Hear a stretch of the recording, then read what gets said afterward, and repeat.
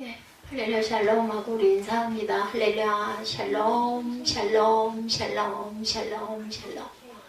하나님 사랑합니다. 여러분 주 안에서 사랑합니다. 예, 오늘 특성이 비추소서. 오늘 제목이 흑암과 빛. 제가 여러 주일 전부터 느낀 감동입니다. 항상 특성이 말씀하고 함께 가서 제 모습을 많이 닮았구나 이런 생각을 합니다. 제가 예전에 성도 시절에 집사를 지내고 있으면서 교회를 나갈 때 헌금 봉투를 쓰면 꼭 그 설교의 내용과 같은 그 것들이 그냥 기도하고 쓰는 건데 있어서 굉장히 기뻤었어요.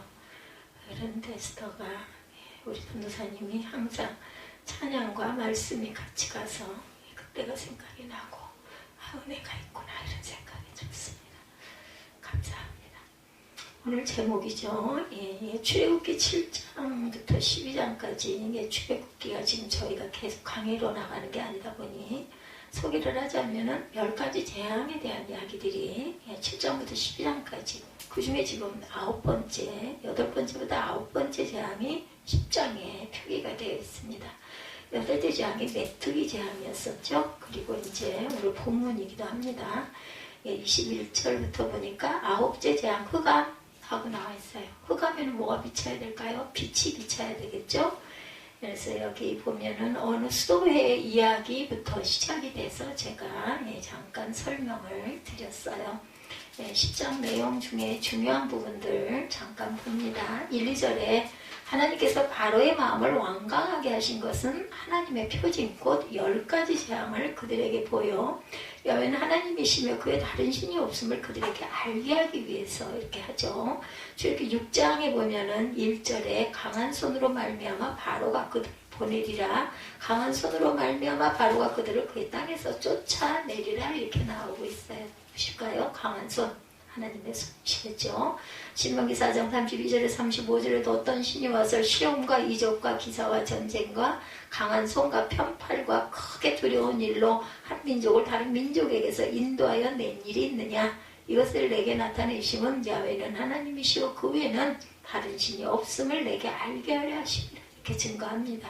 로마서 신약에도 있습니다. 9장 17절에 성경이 바로에게 이르시되 내가 이 일을 위하여 너를 세웠으니 곧 너로 말미암아 내 능력을 보이고 내 이름이 온 땅에 전파되게 하려 하니라. 바로가 인물이었어. 인물. 하나님이 뽑아서 그를 통해서 내가 있음을 증거하겠다 말씀하신 게 신약 로마서 9장 17절에도 요한복음 20장 30절에서 31절에도 예수께서 다른 표적도 많이 행하셨으나 오직 이것을 기록하면 너희로 믿고 그 이름을 힘입어 생명을 얻게 하려 함이라고 말씀하고 있습니다. 하나님이 계심을 살아계심을 알아야 우리가 생명을 얻을 수 있는 거겠죠.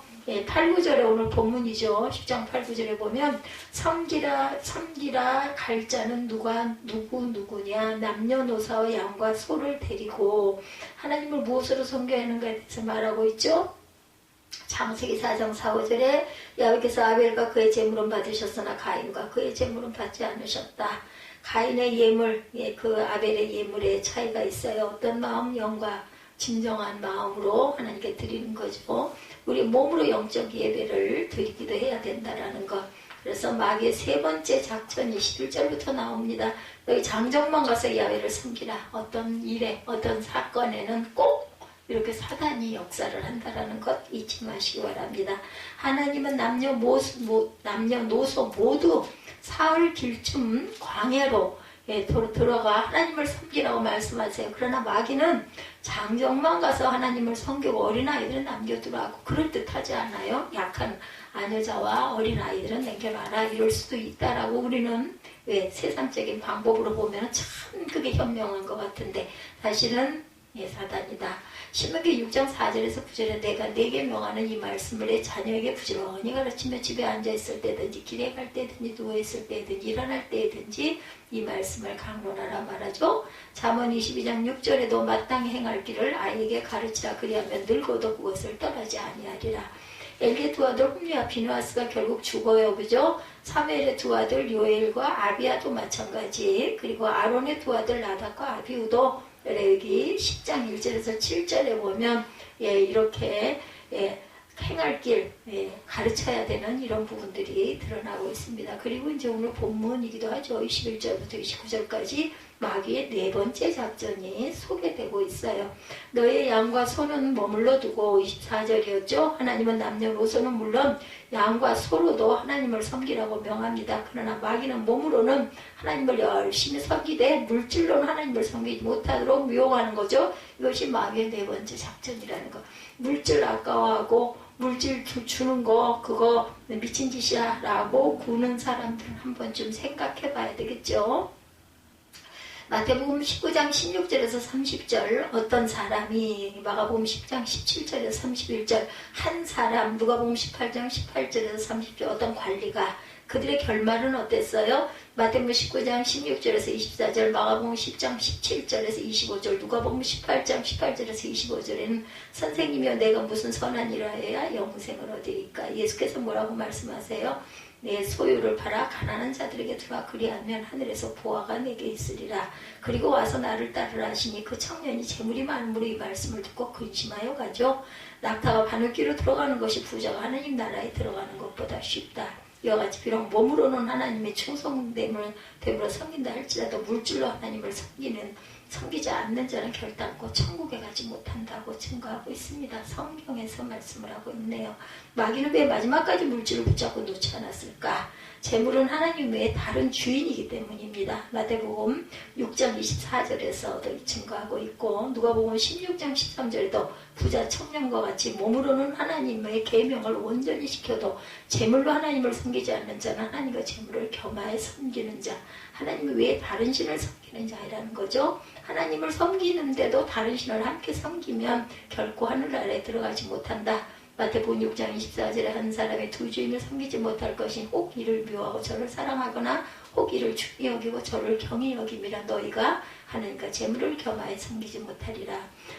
오늘 본문 10장 25, 6절이죠. 가축을 한 마리도 남기지 말고 가져가야 하는 이유는 그것으로 하나님을 섬겨야 하며 가나안 땅 천국에 이르기까지 어떤 것으로 하나님을 섬기게 될지 알지 못하기 때문이다. 다시 말해서 천국에 들어가기까지는 교회 생활하는 동안 하나님께서 어떤 부분에서 물질을 요구하실지 알지 못하기 때문에 반드시 모든 재물을 가지고 가야 한다. 이렇게 해석으로 주석이 나와 있습니다.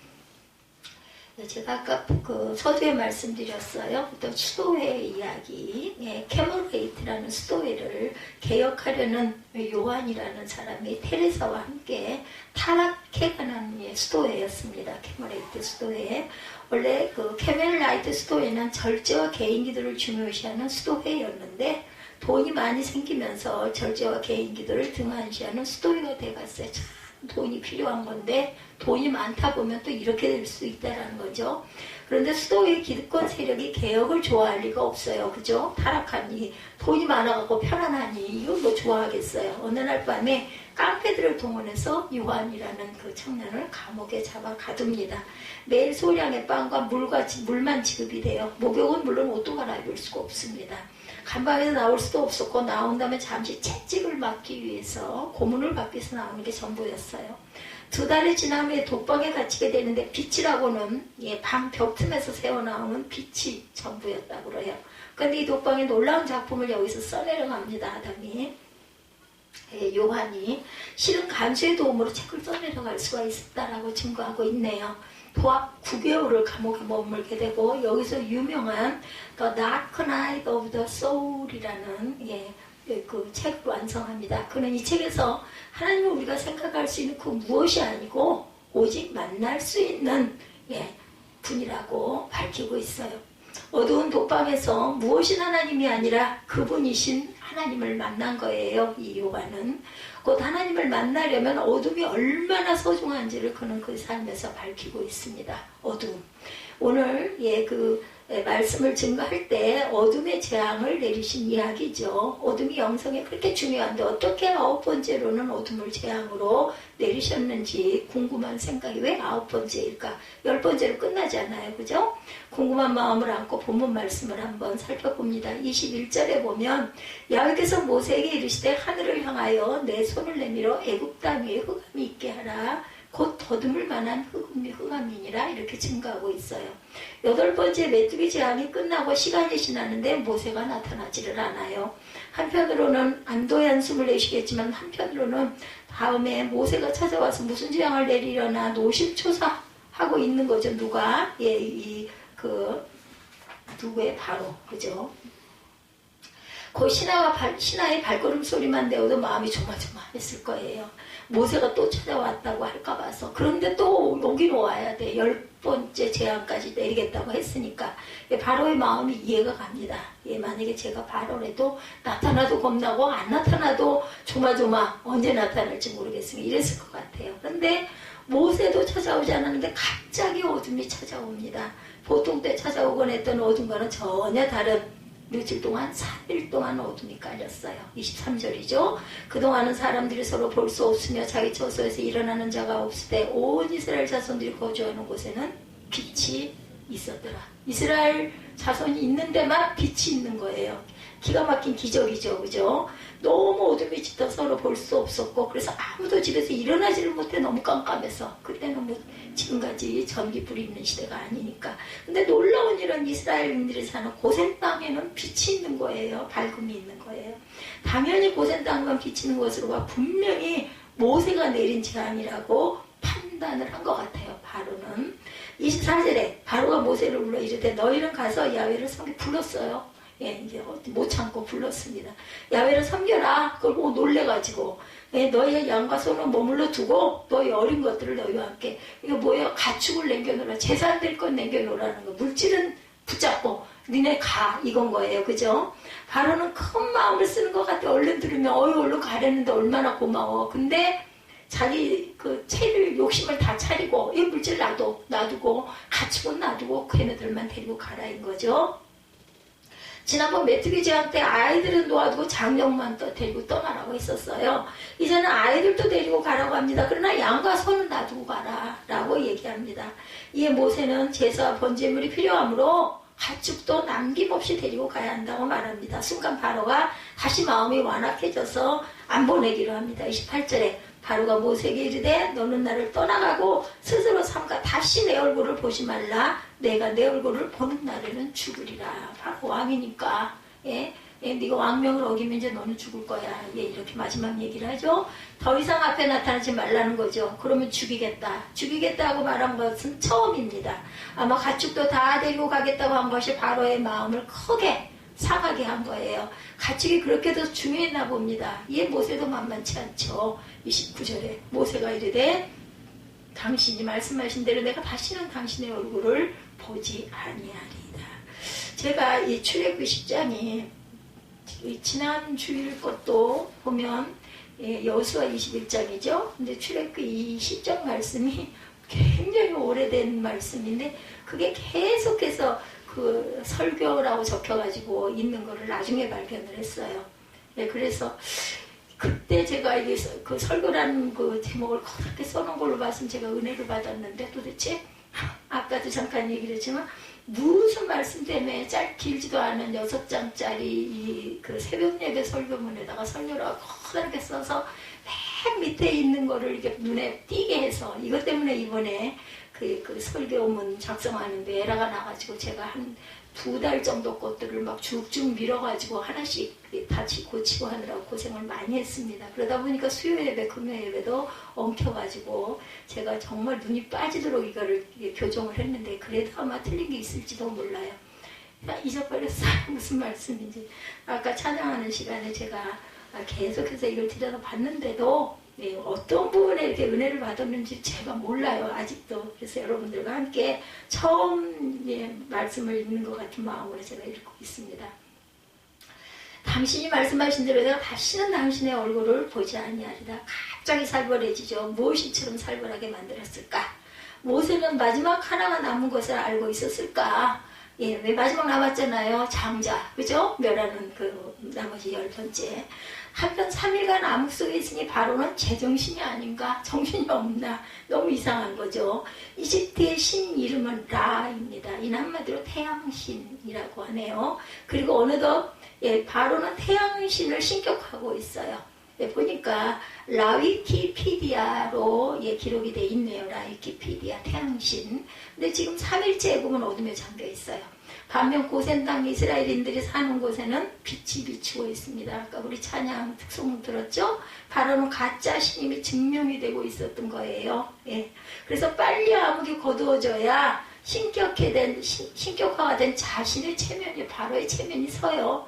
하루라도 빨리 자신의 구겨진 체면을 살리려고 이번엔 큰맘 먹고 아이들까지 다 데리고 가라. 가축만 내겨놓고. 근데 모세가 안 된다고 그러죠? 우리가 가축도 우리와 함께 가고 한 마리도 남길 수 없으니는 우리가 그 중에서 가져다가 우리 하나님 야훼를 섬길 것이며 또 우리가 거기에 이르기까지는 어떤 것으로 야훼를 섬기는지 알지 못하기 때문에 가축을 다 데리고 가야 되겠다. 뭐 양만 데리고 가겠다. 소만 데리고 가겠다. 할 수가 없다. 그래서 다 데리고 가야 된다. 이 말이 또 바로의 급소를 찌릅니다. 바로는 모든 민족이 각자의 신을 섬길 수 있게 하죠. 한 가지 조건은 모든 신 중의 신이라. 곧 예, 바로를 인정하라는 것. 자신이 태양신이다 라고 자처하고 있으니까 바로가 원하는 것은 바로인 자신을 인정해 주면서 각자의 신을 섬겨라. 나는 신인데 나를 인정해 주고 너희가 갖고 있는 신도 같이 섬겨라 인 거죠.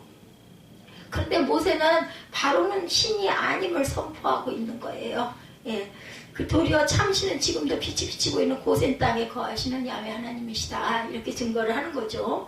이 참 하나님이신 야훼께 제사를 드리기 위해서는 가축을 반드시 데리고 나가야겠다. 그러니 얼마나 화가 나겠어요. 자기 말에 나는 그토록 마음을 아주 너그럽게 먹어서 자녀들까지 다 데리고 가라고까지 했는데 내 말을 거역해 화가 났던 거죠. 더 이상 회복할 수 없는 단계에 이릅니다. 자존심이란 자존심은 다 상해. 모세는 바로를 조롱하고 있는 거죠. 이로써 알 수 있는 것은 애굽에 내린 암흑은 처음에 그 소개해드린 존 오브 더 크로스가 체험한 암흑이 아니에요. 그 암흑은 영성에 크게 도움을 주는 암흑이었던 거죠. 그러나 9번째 재앙의 암흑은 바로가 태양신이 아님을 밝히는 암흑이었던 거죠. 한편 암흑은 암흑이죠. 분명히 암흑도 영성에 도움을 준다라는 것. 고센 땅에만 빛이 있음을 신기하는 마음을 갖게 된다면, 그리고 그 빛을 사모하게 된다면 암흑도 영성에 도움이. 왜냐하면 어둠이 있어야 밝음이 귀한 걸 알지 않겠어요? 어둠만 없고 그런 데 있죠. 백야. 계속해서 6개월 동안 남만 있다면서요. 얼마나 지겹겠어요. 밤이 없어. 쉴 수가 없는 거잖아요. 그렇다면 암흑도 굉장히 중요하다. 만일 고센 땅에만 빛이 있음을 신기하는 마음을 갖게 된다면 암흑도 중요하다는 걸 알아야 된다. 그리고 그 빛을 사모하게 된다면 9번째 재앙은 2가지 의미가 있음을 알 수 있습니다. 한 가지는 바로가 태양신이 아닌 것을 알게 해주고, 아울러 고센 땅에 빛을 사모하는 마음을 또한 일깨웁니다. 암흑으로 인해서 고센 땅에는 언제나 빛이 있었음을 보게 된 것. 그러므로 암흑은 영성에 도움을 준다. 왜냐하면 흑암이 있어야 빛이 귀함을 알기 때문이죠. 암흑은 빛을 보게 하기 때문입니다. 성만찬 주일들을 이렇게 기념하고 가는 그런 교회들이 많이 있는 듯해요. 성만찬에 2가지 의미가 담겨져 있는데 주님께서 십자가에 달리셨죠. 제가 아까 그 얘기했어요. 그죠? 1부 예배, 2부 예배 막간에 사순절이 그렇게 어둡고 그런 게 아니라 정말 그 거룩을, 주님의 그 거룩을 따라가서 좀 절제하고 감사하고 기도하는 시간들이 좀 많아야 되고 깨닫고 가고, 우리가 그럼으로 인해서 부활절을 맞이하게 되잖아요. 그래서 정말 영광을 사모하며 하나님의 은혜를 더 귀하게 여기는 거지, 막 슬프고 이런 그런 어두운 그런 때가 사순절이 아니라는 게 제가 목회를 하고 오면서 한 해 한 해 바뀌어가면서 최근에 몇 년 동안에, 그래서 이번에는 뭐 여러 번 반복도 됐고, 그래서 새벽 예배에 사순절의 말씀들을 가지고 새벽 예배를 드리는 걸 안 하고 그냥 저는 사무엘상을 가고 있습니다. 그런데 사무엘상이든 열왕기상 하든 어떤 말씀을 같이 대입을 해봐도 하나님의 그 사랑과 은혜, 예수님의 십자가의 죽으심, 이거는 다 연결이 돼요. 그렇기 때문에 저는 그냥 사순절 기간입니다 라고 말씀을 드리고, 끝 말미에 우리 사순절 기간에 주님의 은혜, 주님이 우리를 긍휼히 여기셔서 생명까지 주신 그 은혜를 깊이 생각하고 예수님이 기도하신 그 기도의 기간을 우리도 함께 묵상하고 기념합시다. 이렇게 그냥 이어가고 있다라고 제가 증거를 했습니다. 세상의 모든 신들이 참 신이 아님을 선포하기 위해서 예수님께서 십자가에 매달리셨고 그리고 부활을 하셨어요. 그죠? 그 사순절 기간을 지금 가고 있습니다. 주님의 죽으심 안에 빛이 내재 있다는 거예요. 죽으심은 뭐예요? 흑암이잖아요. 꼼짝 못하고 십자가에 묶여서 남들이 보면 정말 조롱거리죠. 하나님은 지금 하나님의 아들이라면서 저기 매달려가지고 휙 벗어나서 하늘로 올라가야 될 거 아니야? 그런 기적을 좀 보여봐. 그러면 하나님 아들인 걸 우리가 깜짝 놀라서 믿을 테니까. 인데 흑암에 그것을 묵묵히 감당하신 거예요. 감당을 하고 나니 부활의 영광이 있었다라는 거 우리의 삶 속에서 깨달으시기 바랍니다. 이 빛은 바로 하나님이시죠. 빛 가운데로 나아가는 것은.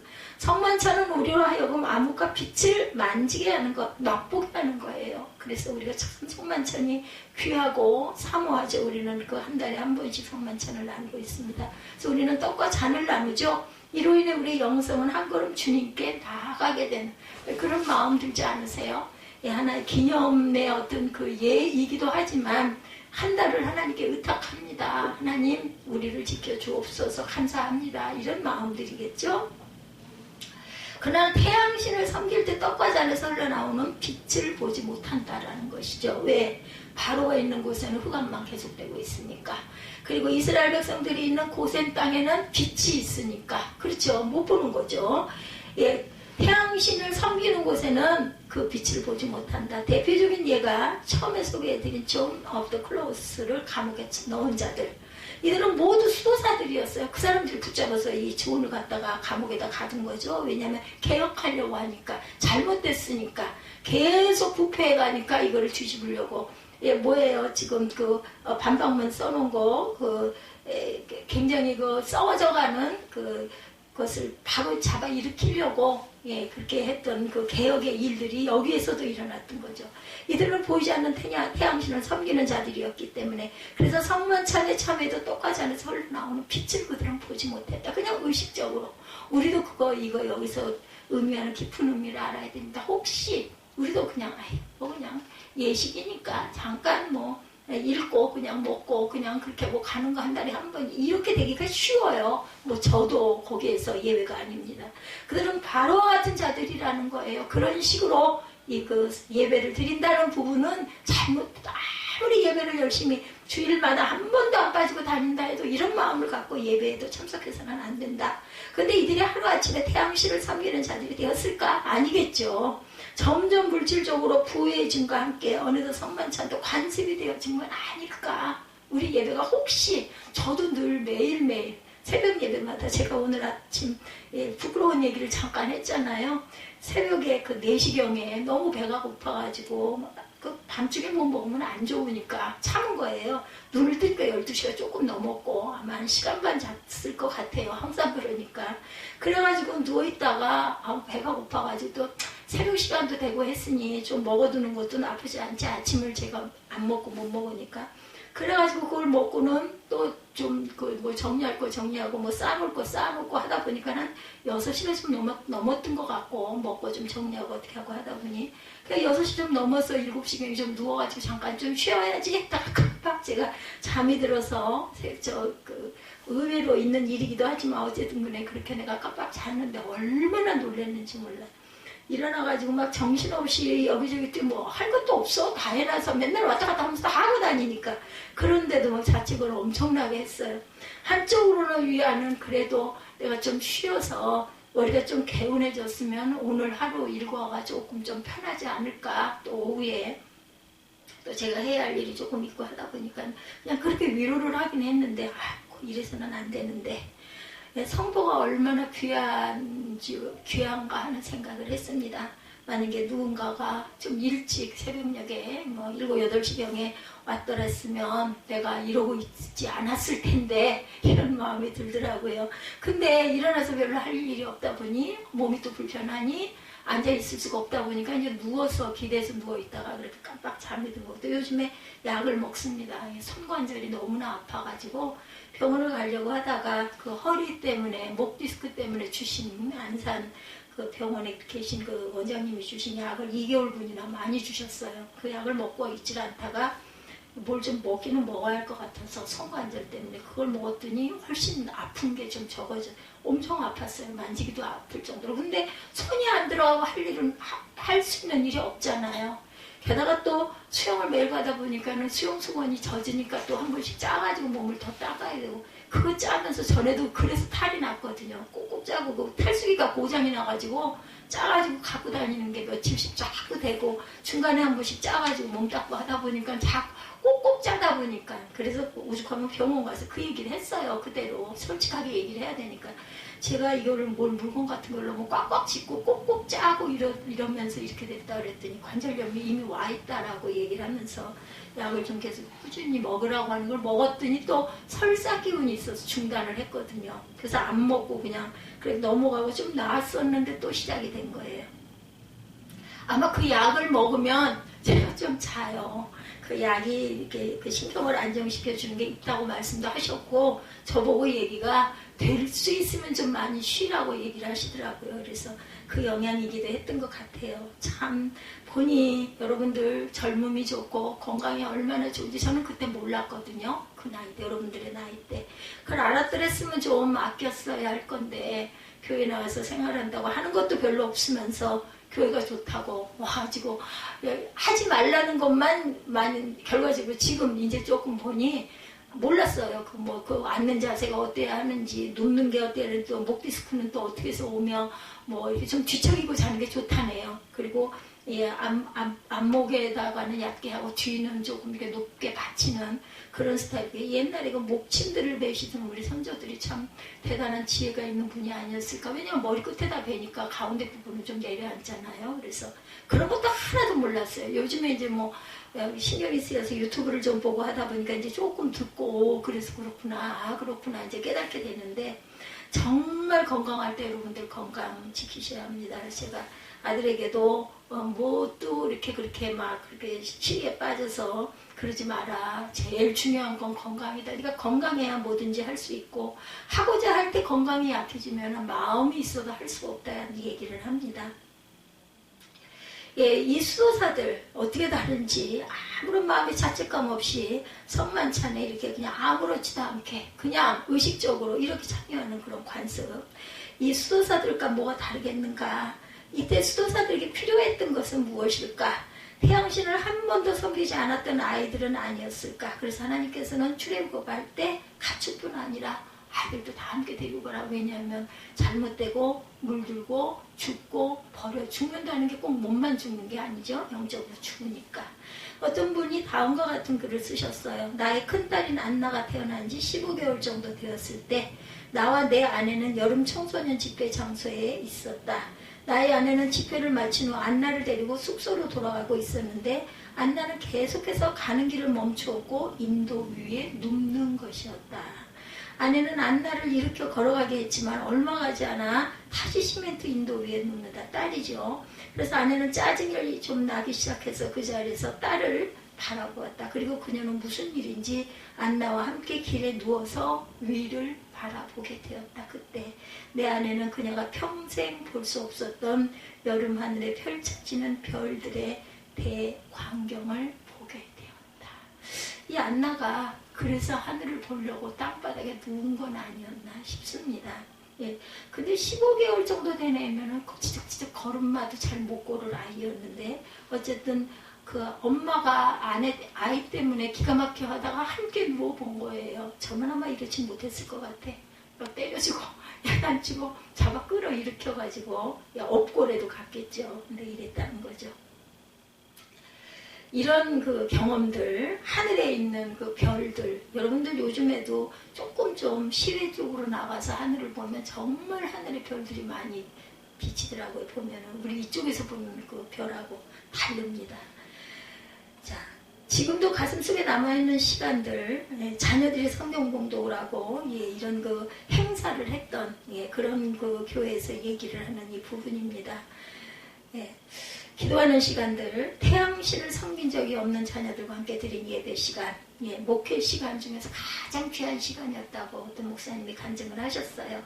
자녀들은 어둠 속에서 빛을 볼 줄 압니다. 아까 그 15개월 된 아이가 땅에 자꾸 누웠다라는 그 부분, 엄마가 함께 누워보니 하늘의 별들이 이렇게 보였다.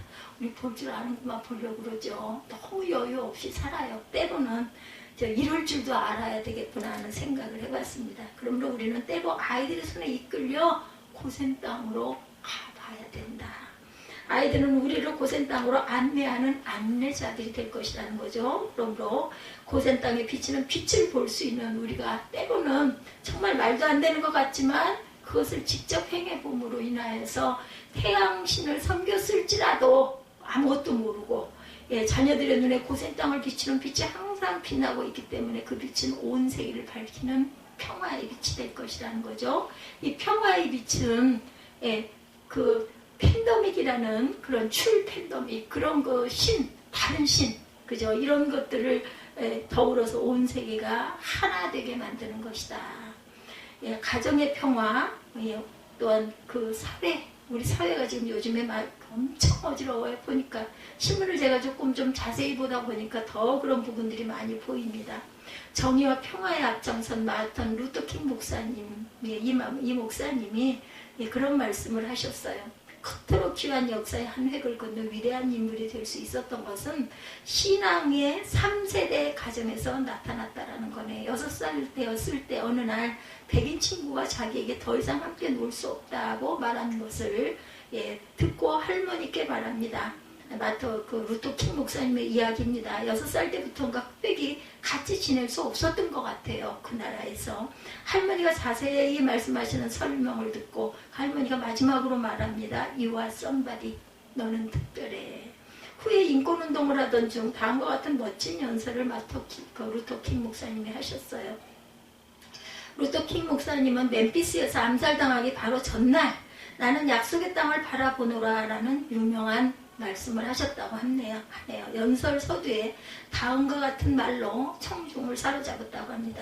내가 만일 역사의 시작에 서 있고 하나님께서 앞으로 펼쳐질 역사의 파노라마를 보여주시면서 나에게 어느 역사에 다시 태어나기를 원하느냐고 물으신다면, 그리고는 당신의 가슴으로부터 나오는 고백을 합니다. 요약을 하면 다음과 같았어요. 나의 생각은 애굽에서 시작하여 홍해의 사건을 지나서 광야의 사건, 그것을 넘어 가나안 약속의 땅으로 펼쳐질 것입니다.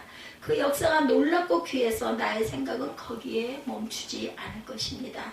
그리스의 찬란한 역사 속으로 침입하면서 플라톤과 아리스토텔레스를 만날 것입니다. 그러나 나는 또 거기에 멈추지 않습니다.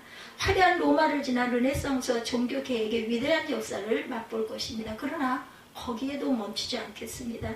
미국의 위대한 대통령 아브라함 링컨, 흑인도의 해방 역사와 함께 이어지는 역사적 흐름을 잠시 주시하겠지만 거기에도 멈추지 않습니다. 그 후 나는 전지전능하신 하나님께 외칠 것입니다. 하나님께서 나에게 20세기 후반에 아주 짧은 시절 살게 하신다면 나는 행복하겠습니다. 이상한 이야기 같기도 하죠. 너무나 그 생소한, 도저히 무슨 얘기야. 이 세상은 너무나 혼란스러워요. 제가 아까 잠깐 말씀을 하다가 돌렸는데, 어둡지만 어두운 이때가 별이 가장 밝게 비추기 때문이죠. 그죠? 하늘을 보면. 이 연설을 하고 다음날 총탄에 맞아서 장엄한 죽음을 맞이하게 되었다고 하네요. 마르틴 루터 킹 목사님이. 그는 어둠의 세상에 아주 밝은 빛이 되었던 거죠.